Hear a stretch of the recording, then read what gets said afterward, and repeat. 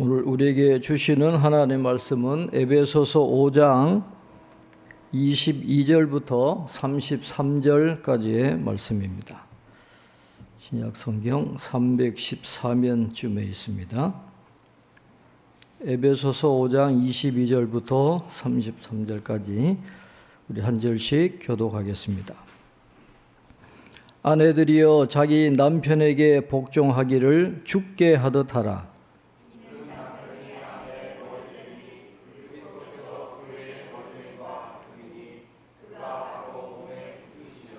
그러므로 교회가 그리스도에게 하듯 아내들도 범사에 자기 남편에게 복종할지니라.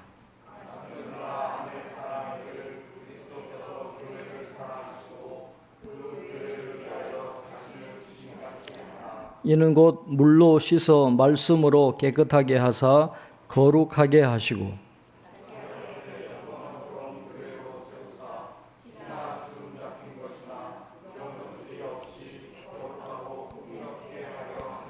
이와 같이 남편들도 자기 아내 사랑하기를 자기 자신과 같이 할지니 자기 아내를 사랑하는 자는 자기를 사랑하는 것이라.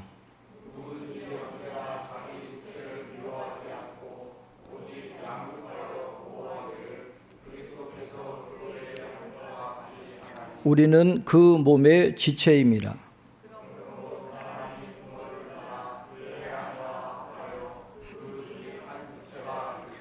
이 비밀이 크도다. 나는 그리스도와 교회에 대하여 말하노라.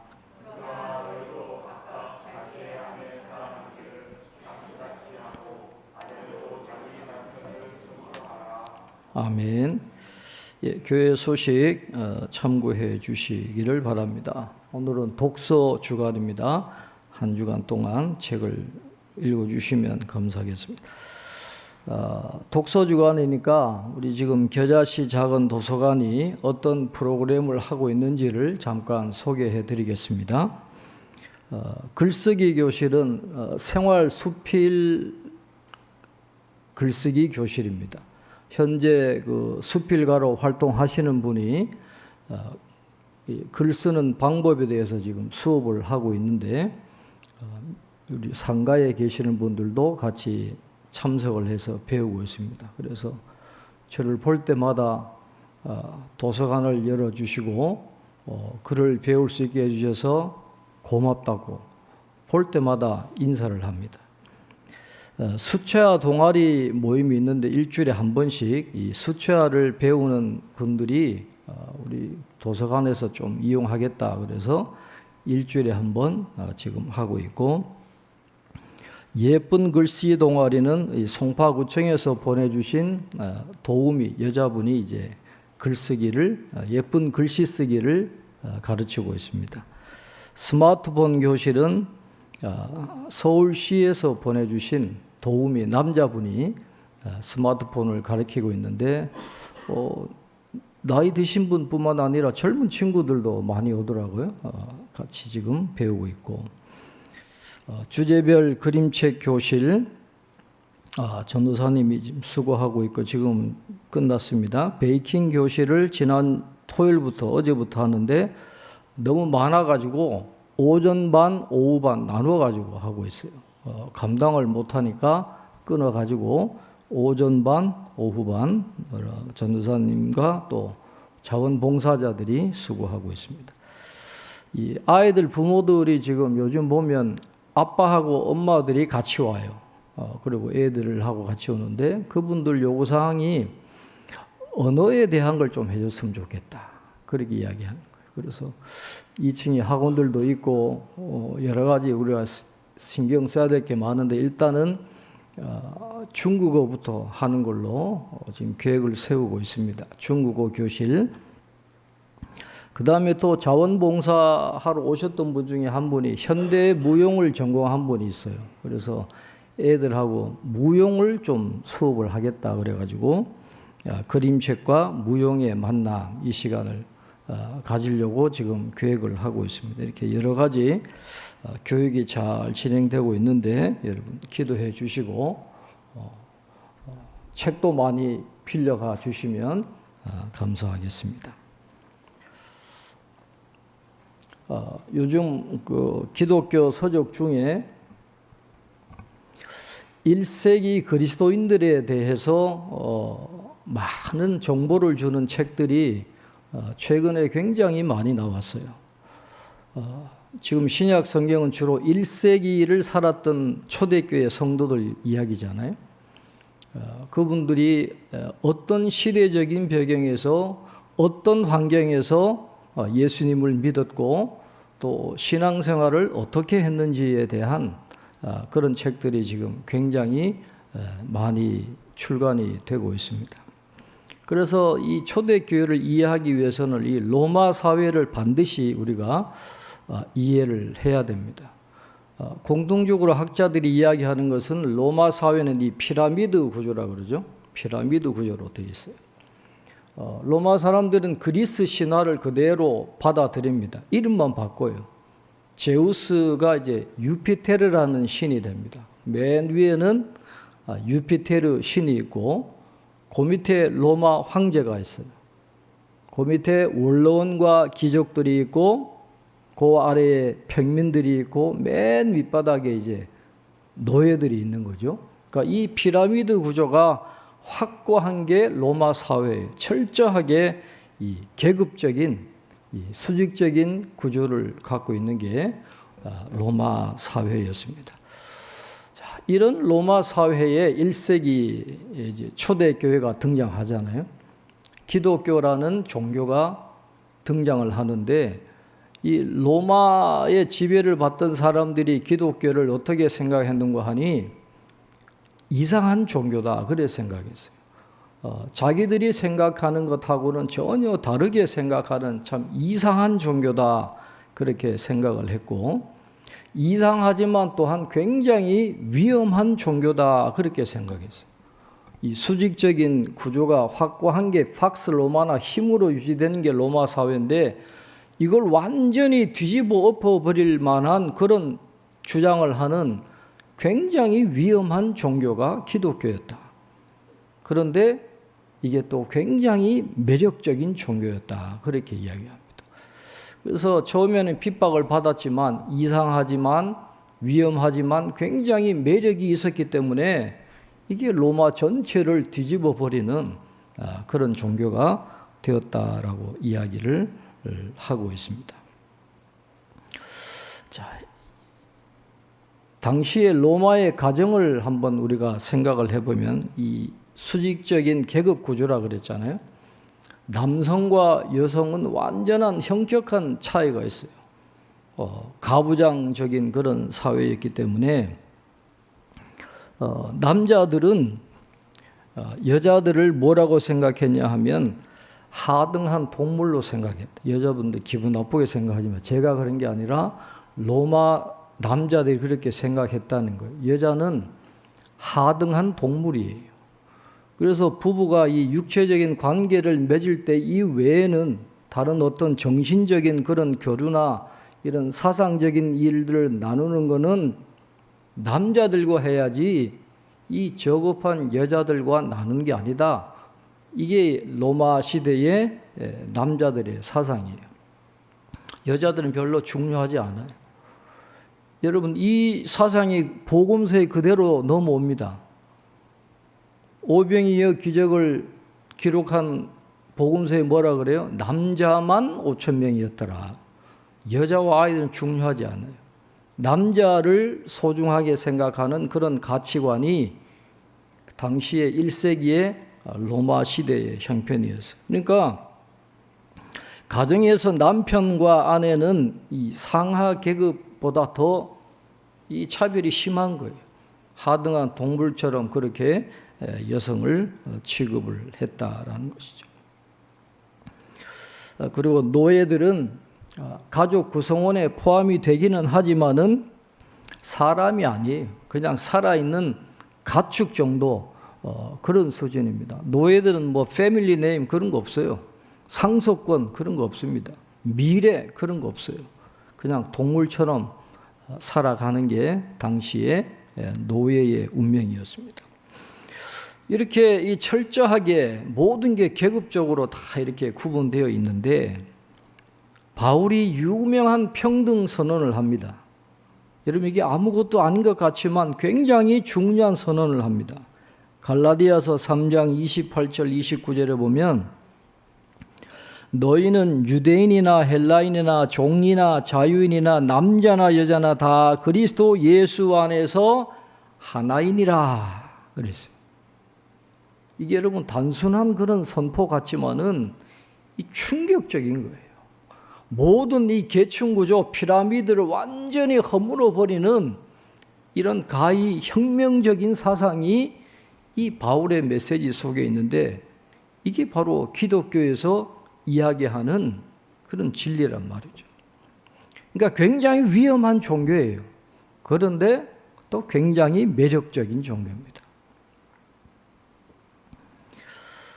자, 에베소서는 이 새 사람, 신인류에 대해서 이야기하잖아요.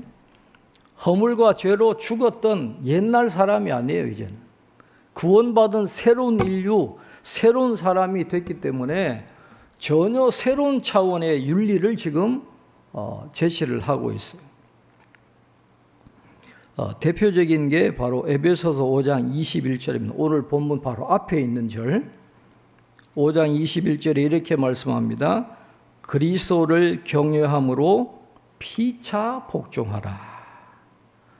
이게 짧지만 이게 굉장히 충격적이에요. 피차 복종하라. 기독교의 윤리는 평등성에 있어요.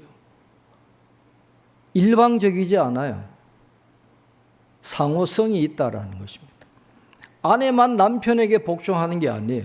반대 급부가 있는 거죠. 남편도 거기에 반응해서 상호적으로 사랑해야 된다. 이런 기독교 윤리는 평등성을 이야기를 하고 있는 것입니다. 피차 복종하는 겁니다. 상전과 종들, 자녀와 부모, 아내와 남편 상호 평등하게 피차 복종하는 관계가 되어야 되는데 오늘 본문에는 먼저 가정 안에서 아내와 남편들이 피차 복종해야 된다 하는 것을 이야기를 하고 있습니다. 그런데 오늘 본문은 그냥 일반적인 가정 윤리를 이야기하려고 그런 게 아니에요. 일반적으로 가정에서 남자는 이래야 되고 일반적으로 여자는 이렇게 해야 되고 그런 일반적인 가정 윤리를 이야기하려고 하는 게 아니라 오늘 이 말씀을 이해하기 위해서는 보다 더 큰 틀에서 오늘 이 말씀을 이해를 해야 됩니다. 그 큰 틀을 요약해 놓은 게 31절과 33절인데 우리 한번 같이 읽겠습니다. 31절부터 33절입니다. 그러므로 사람이 부모를 떠나 그의 아내와 합하여 그 둘이 한 육체가 될지니 이 비밀이 크도다.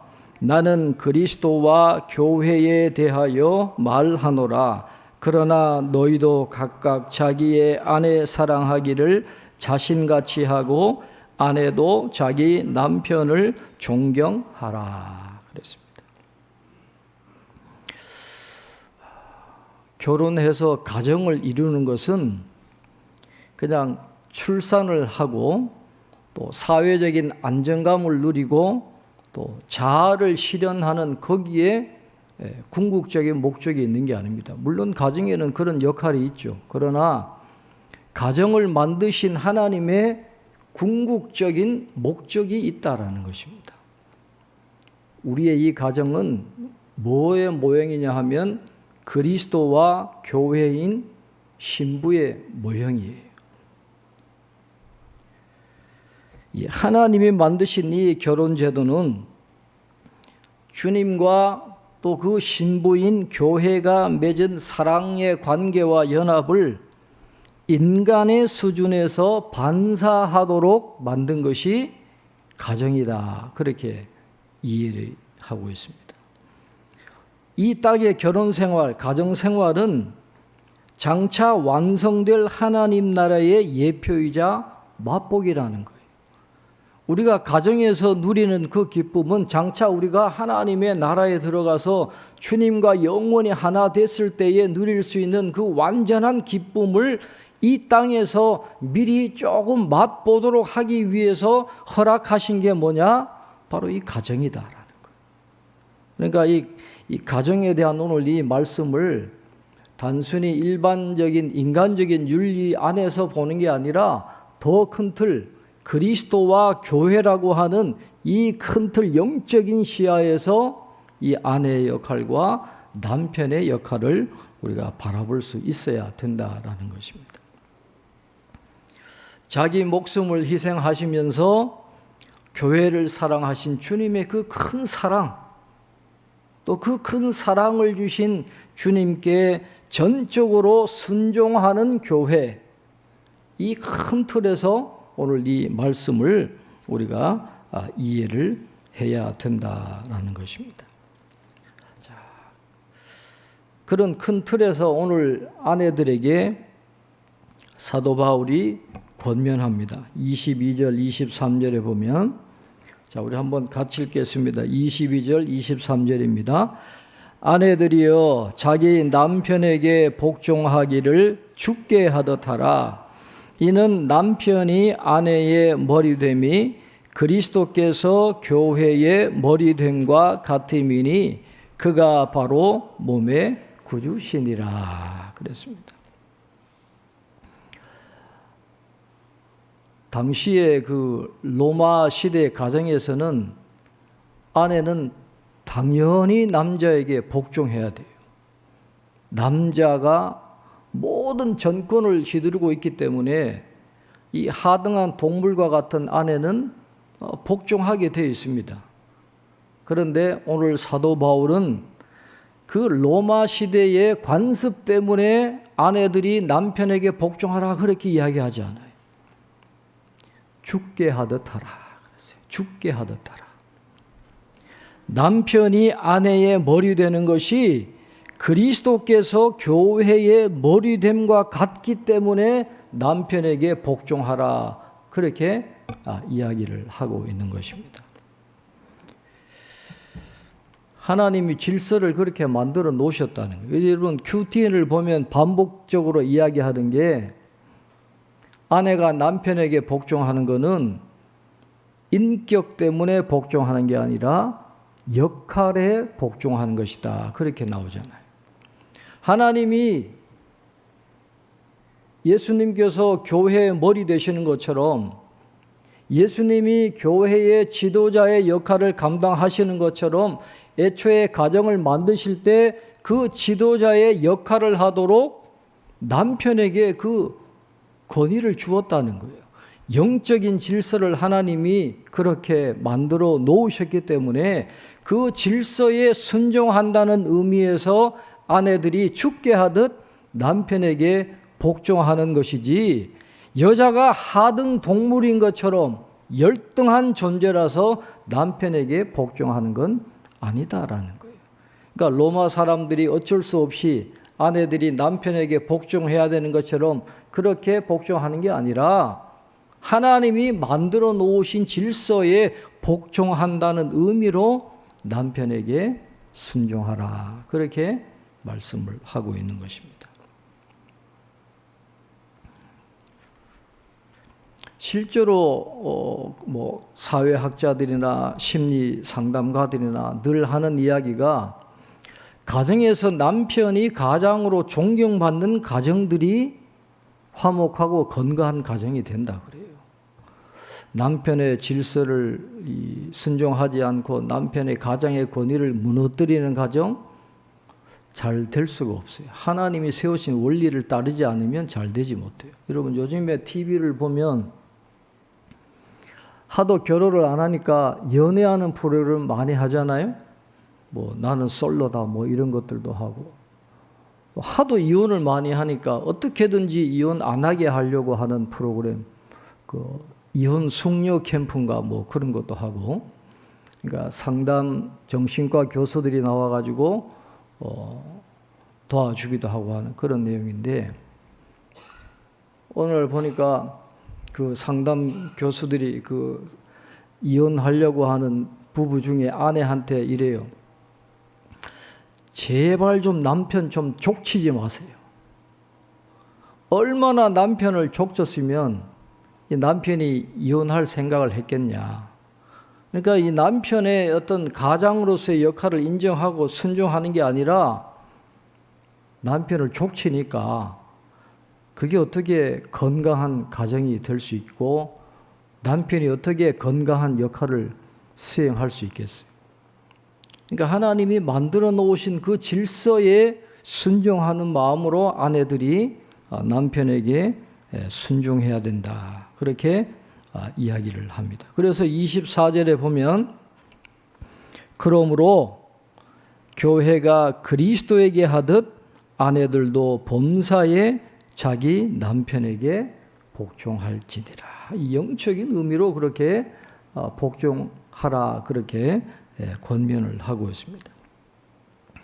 자, 아내들에 대한 권면은 세 절로 끝납니다. 주께 하듯 복종해라.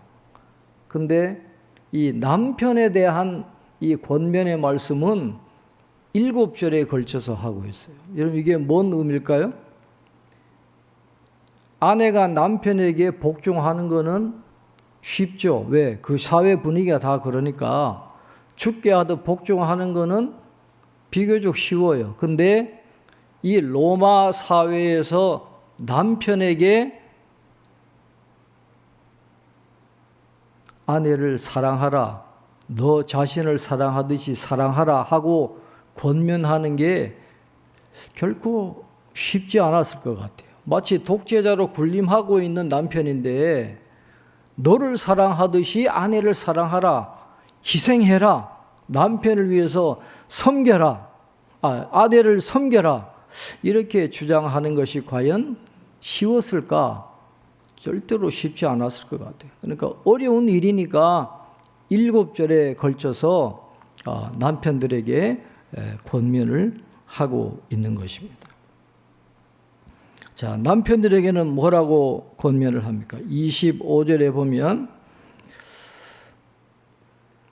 역시 마찬가지입니다. 남편들아 아내 사랑하기를 그리스도께서 교회를 사랑하시고 그 교회를 위하여 자신을 주심같이 하라 그랬어요. 남편이 아내 사랑하는 걸 그냥 인간적인 사랑으로 사랑하는 게 아니라 역시 마찬가지로 주님이 교회를 사랑하시고 교회를 위해서 자신의 생명을 내어주신 것 같은 그런 사랑으로 아내를 사랑해야 된다. 그렇게 말씀을 하고 있습니다.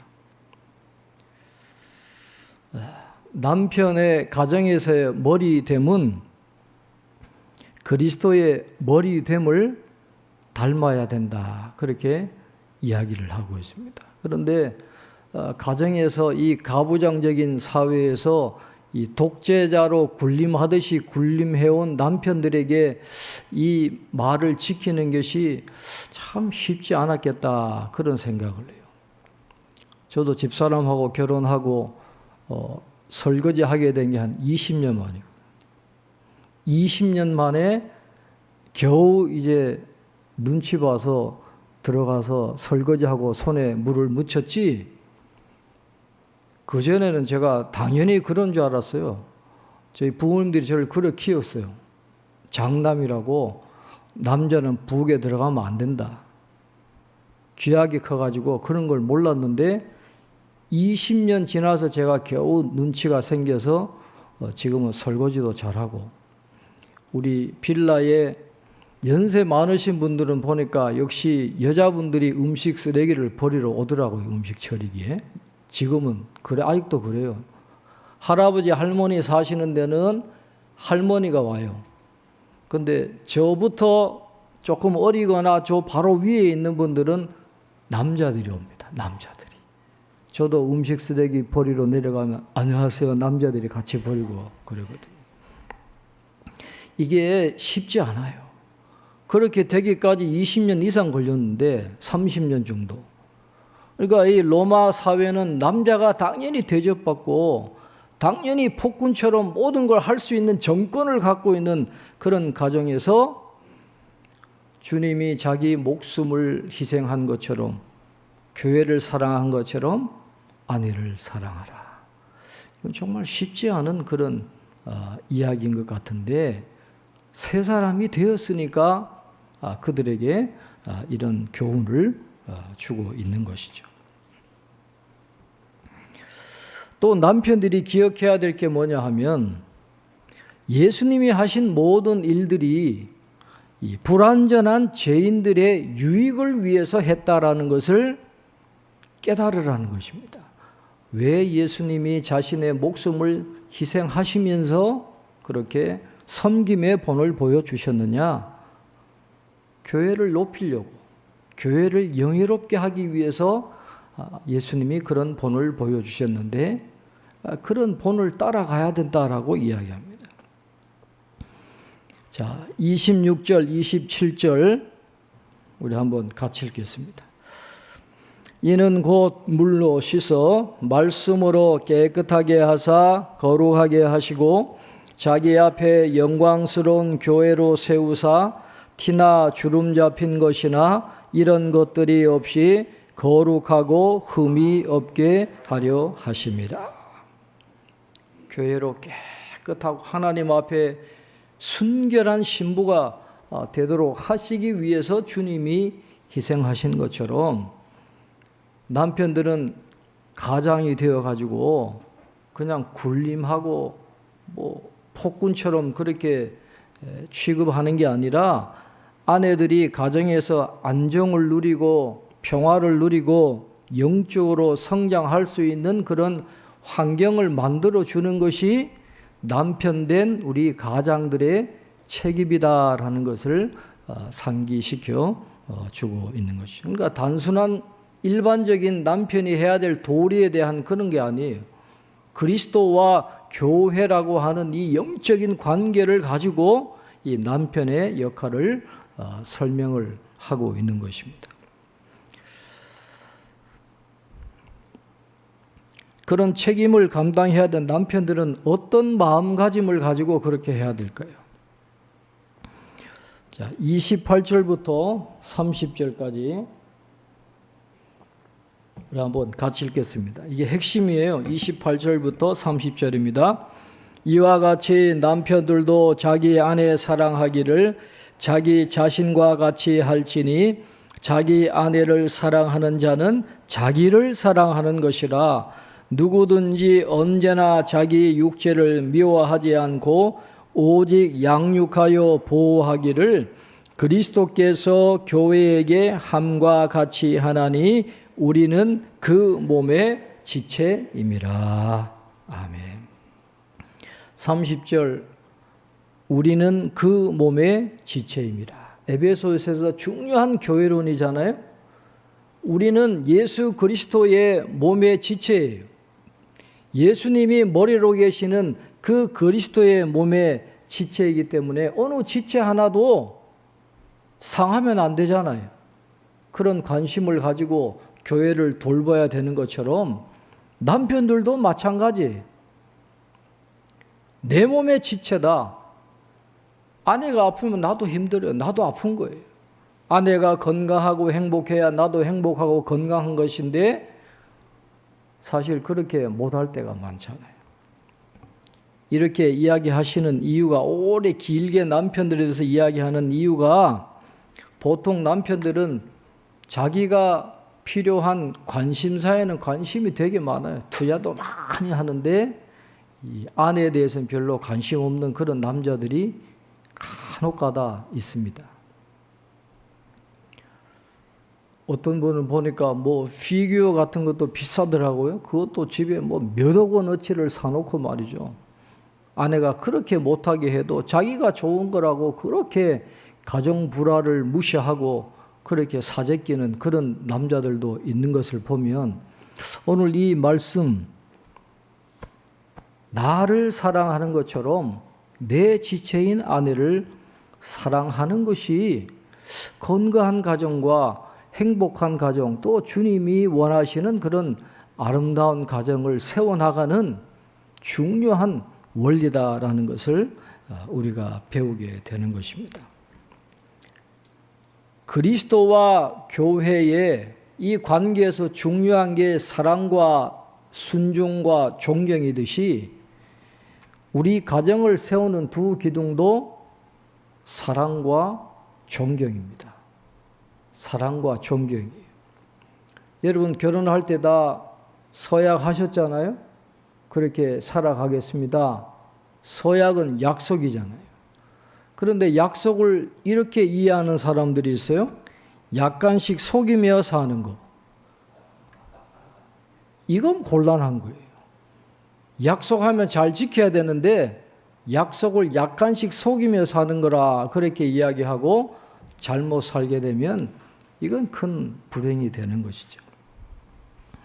오늘 우리가 부족한 것이 많지만은 그래도 그리스도와 교회라고 하는 이 아름다운 관계의 예표로 미리 맛보기로 보여주신 이 가정에서 우리가 사랑의 골다공증에 걸리지는 않았는지, 아니면 존경의 골다공증이 걸린 건 아닌지 우리가 다시 한번 돌아보는 그런 계기가 되었으면 좋겠다.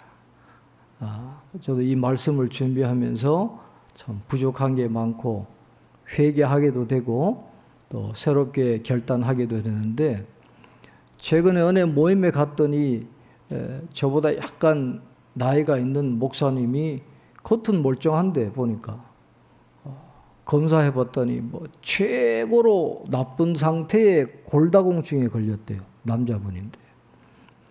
그러니까 자기는 약한 거 못 먹으니까 주사 같은 거 있으면 놔달라 그랬대요. 그러니까 주사가 있다고 놔준다 그러는데 바늘도 굉장히 크더랍니다. 근데 이걸 배에다가 그냥 마취도 안 하고 그냥 뚫어서 집어 넣더라는 거예요. 억수로 아픈데 고함도 치지도 못하고 눈물 질질 흘리면서 맞았노라 그렇게 이야기해요. 이 골다공증도 심각하면 안 되겠더라고요. 그래서 더 이상 골다공증이 심해지지 않도록 우리가 사랑의 골다공증, 존경의 골다공증이 있는지 잘 돌아보고 이걸 잘 회복할 수 있는 우리 가정들이 될 수 있기를 바라고, 교회와 그리스도와의 그 아름다운 관계가 우리 가정들마다 주님의 은혜로 이루어지는 그런 축복이 있기를 바랍니다.